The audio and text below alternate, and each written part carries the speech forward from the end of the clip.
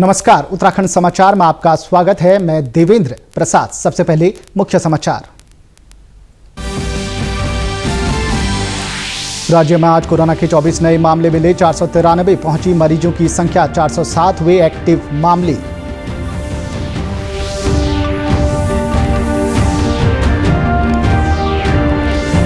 त्रिवेंद्र सिंह रावत ने मुख्यमंत्री स्वरोजगार योजना का किया शुभारंभ। पहले आओ पहले पाओ के आधार पर आवेदकों का होगा चयन। स्वरोजगार के लिए सरकार उपलब्ध कराएगी बैंकों से ऋण।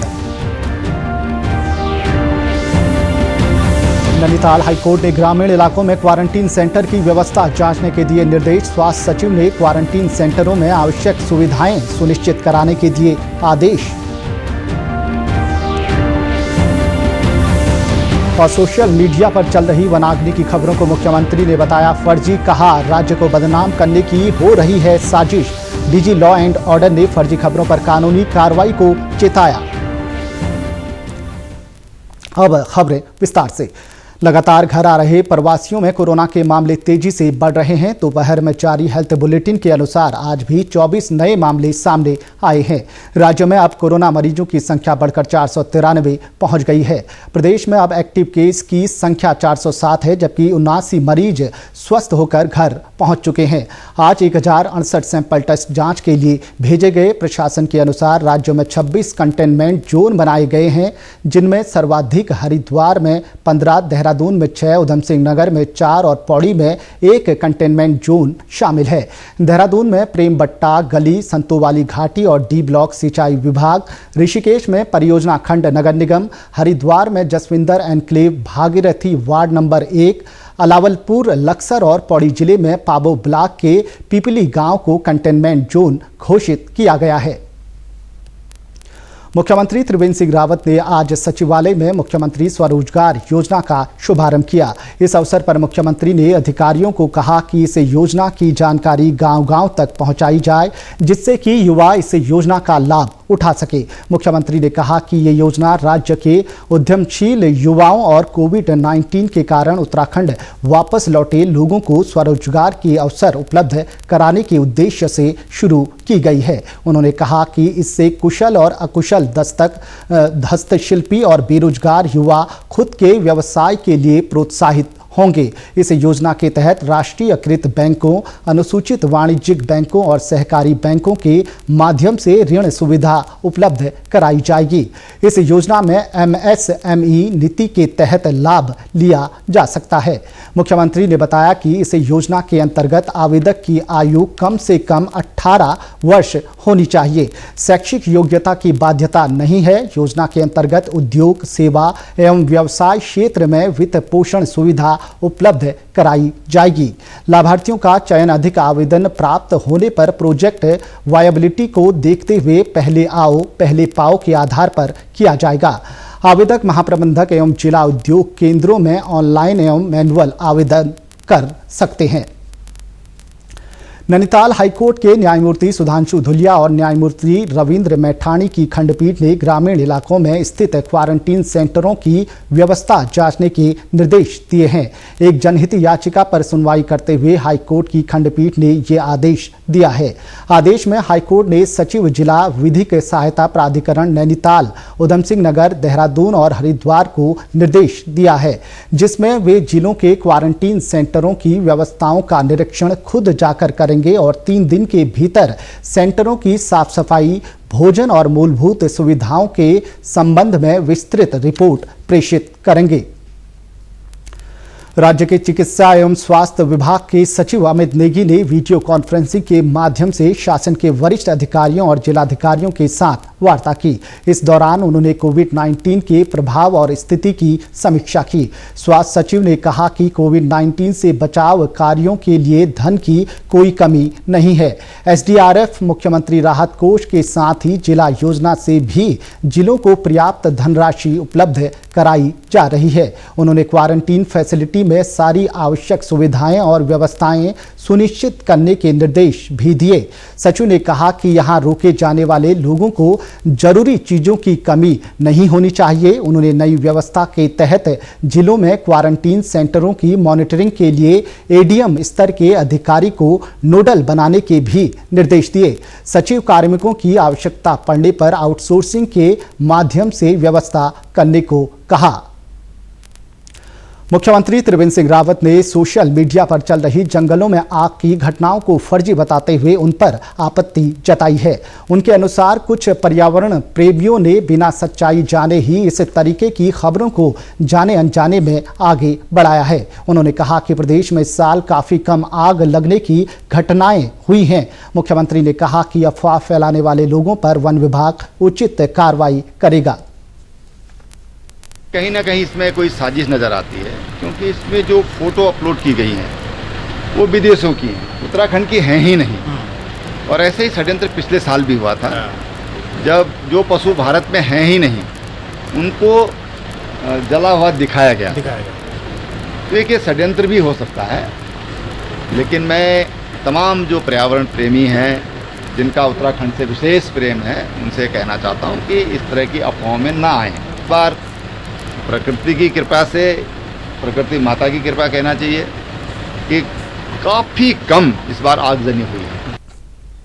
उधर महानिदेशक कानून व व्यवस्था अशोक कुमार ने प्रदेश के जंगलों में लगी आग की सोशल मीडिया में वायरल हो रही फोटो पोस्ट पर चिंता जताई है। उन्होंने कहा कि वर्ष 2016 और 2017 की कुछ पुरानी तस्वीरों को सोशल मीडिया पर पोस्ट किया जा रहा है, जो कि भ्रामक है। उन्होंने जनता से अपील की है कि ऐसी अफवाहों पर ध्यान न दें और ऐसी भ्रामक खबरों से सावधान रहें। ऐसी असत्य खबरों को प्रचारित और प्रसारित करने वालों के विरुद्ध मुकदमा पंजीकृत कर वैधानिक कार्रवाई की जाएगी। उन्होंने बताया कि अभी तक अफवाह फैलाने वाले 101 लोगों पर मुकदमा भी दर्ज हो चुका है। परसों से, कुछ दिनों से, 2-3 दिन से सोशल मीडिया पे एक ट्रेंड चल गया, कल बहुत ज़्यादा ट्रेंडिंग हो गया कि एज इफ कि पूरे उत्तराखंड के सभी जंगलों में आग लगी हुई है, हर जिलों में आग लगी है। और उसमें फोटोग्राफ्स भी पुराने उत्तराखंड के फोटोग्राफ यूज कर लिए 2016 के, या किसी विदेशों के फोटोग्राफ यूज कर लिए। तो ऐसा कर करके ऐसा माहौल बन गया जैसे कि पूरा उत्तराखंड जल रहा है। तो वो तथ्यों के परे था, झूठी अफवाह थी, उसको हमने कल काउंटर कर दिया है। अफवाह फैलाना अपने आप में क्राइम है और उसको हमने अभी तक 101 लोगों के खिलाफ एफआईआर हो चुकी है।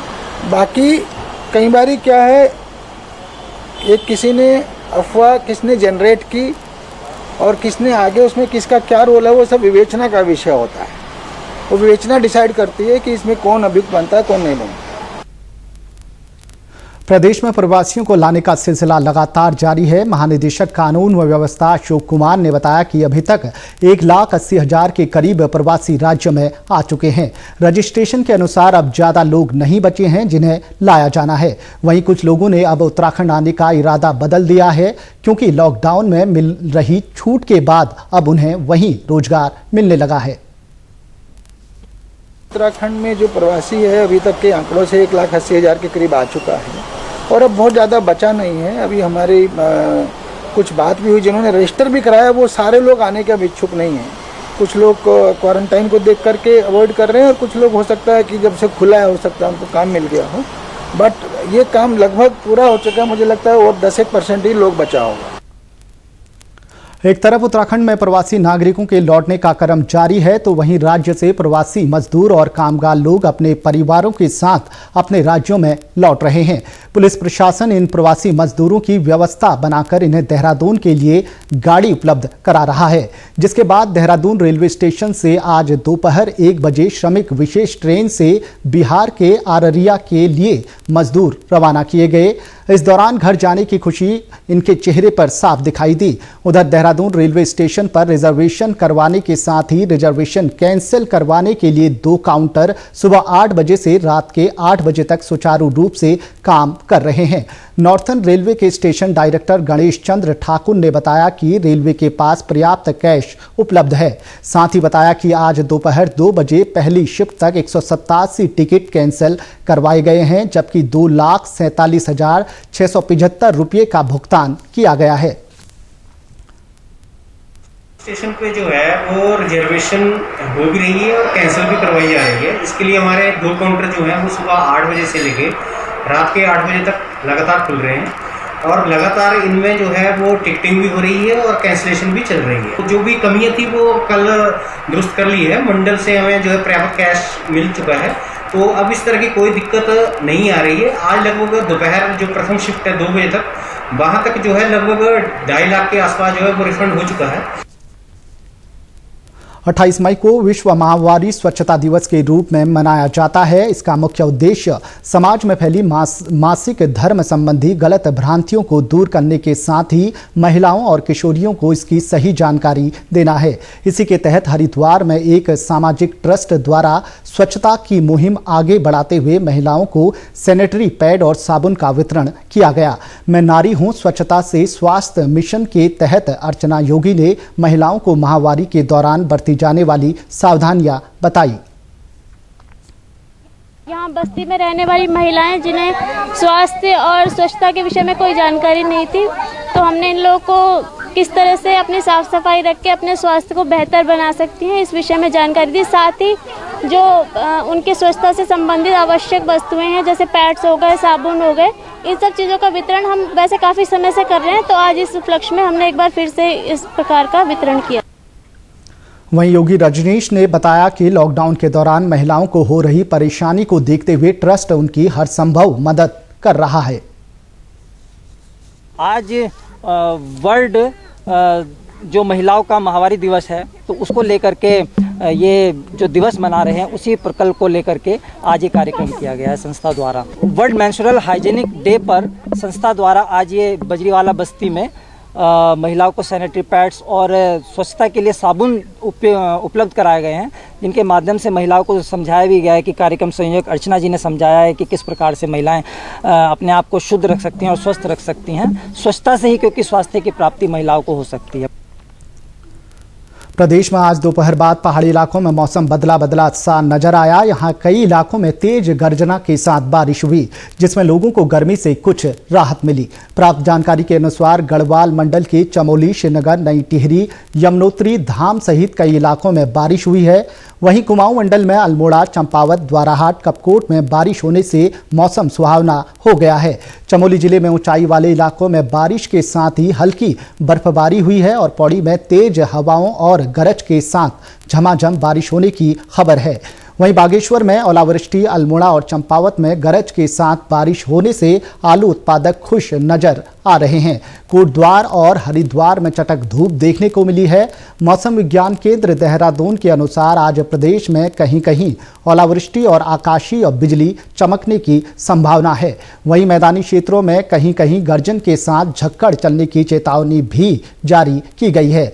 मौसम केंद्र की ओर से जारी बुलेटिन में इस सप्ताह में प्रदेश के ज्यादातर पहाड़ी क्षेत्रों में हल्के बादल छाए रहने का अनुमान जताया गया है। उत्तराखंड के समाचारों में इतना ही। चलते चलते मुख्य समाचार एक बार फिर।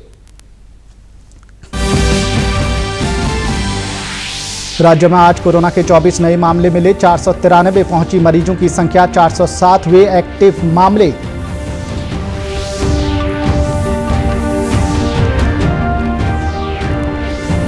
त्रिवेंद्र सिंह रावत ने मुख्यमंत्री स्वरोजगार योजना का किया शुभारंभ। पहले आओ पहले पाओ के आधार पर आवेदकों का होगा चयन। स्वरोजगार के लिए सरकार उपलब्ध कराएगी बैंकों से ऋण।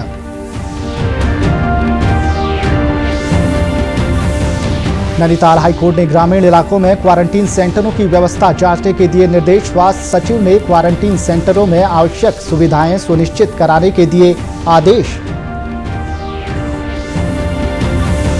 और सोशल मीडिया पर चल रही वनाग्नि की खबरों को मुख्यमंत्री ने बताया फर्जी। कहा राज्य को बदनाम करने की हो रही है साजिश। डीजी लॉ एंड ऑर्डर ने फर्जी खबरों पर कानूनी कार्रवाई को चेताया। इस बुलेटिन में इतना ही। नमस्कार।